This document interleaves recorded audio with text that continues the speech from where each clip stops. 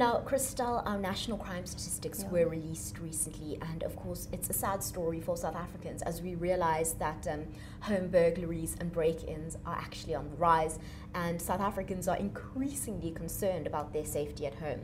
Now, we've heard instances of people who have been injured trying to save belongings when it comes to an incident like that.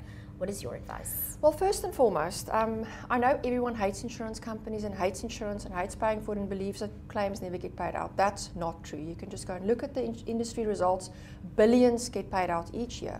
In South Africa, you need insurance. The crime statistics, if you want a reason, go to the crime statistics. Everything from house breakings to armed robberies to cell phone thefts to hijackings and thefts. Those are the reasons why we have insurance, and insurance companies actually cater for those needs. As far as if then the next point, and to your question, if you have proper insurance cover in place and you've submitted, you've applied for a policy and you're paying your premium, if you're in any environment or incident where you are under threat, you don't have to worry about your assets. You only have to worry about yourself. Never try and save stuff, because you can get insurance for stuff. You can't replace you. So if you're, whether it's a hijacking or an armed robbery or even a house fire, get out. Don't try and save anything. Nowadays, we don't even have to worry about saving photographs anymore, and it's always a tip, and it sort of ties back into the whole social media thing as well. Make sure that you save your photographs online, on Facebook, or on an online. Apple's got the Apple online solution, so you don't even lose your photographs anymore. In the old days, we would say if your house burns down, what would you save your photographs? Make sure that it's saved elsewhere, that you literally just have to get yourself out. Now, interestingly, you actually had a bit of a, I won't call it a premonition, but you knew what those statistics were going to be, because interestingly, you saw that spike in claims, especially in the Western Cape. Tell us about that. It's very interesting. We can almost predict the crime stats if you work for an insurance company, because we see an increase in frequency of certain claims. And we saw an increase in hijackings all of a sudden in the Western Cape. We actually had more hijacking claims for the Western Cape than we had in Gauteng. And it was scary, because that's not something that we have to deal with in the Western Cape. Our cars don't get hijacked. How do they get it to get over the border from the Western Cape? And the reality is it's a risk, and you have to be aware of it, because people get seriously injured with hijackings. There's a lot of armed violence associated with hijackings. And again, make sure your car's insured, your premium's paid, get out. Don't try and resist anything. You can replace your car, you can replace your ID document, you can replace your bank card. What is there to be concerned about? Just get out. We've spoken a lot about armed robberies and hijacking. Let's speak about a burglary where you're not at home.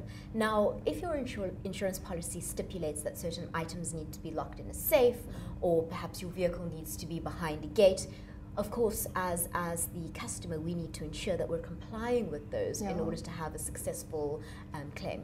The most important thing is an alarm warranty. I have so many problem claims with alarms. People leave, so most insurance policies, if you've got a value insured of more than 150,000 on your contents, which is most sort of middle and upper income homes, would say that you need an alarm linked to an armed response company set when the home is unattended.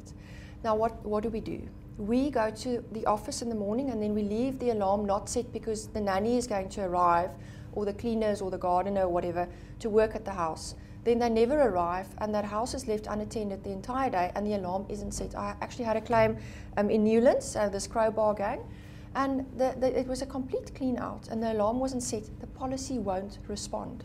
If it's a warranty, with other words, we say, we won't pay your claim unless your alarm is set when the home is unattended. You don't have any cover. It's the most important thing you can do. Now, how do we get over this?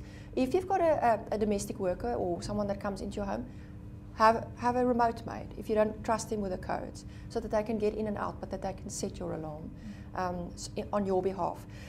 Something else that we've seen, which is on the rise as well, is the renting our homes on Airbnb, especially in the Western Cape and the coastal areas. People are doing that more and more often, especially now over Christmas time. Then you allow people to come in your home. Now you've got a personal policy that says, normal domestic policy, it's not a business policy, your alarm must be set. If your visitor from Spain, who's not used to crime and doesn't really worry too much about the situation we have in South Africa, does not set that alarm, and there's a big burglary, and the burglaries are massive, you've got no cover.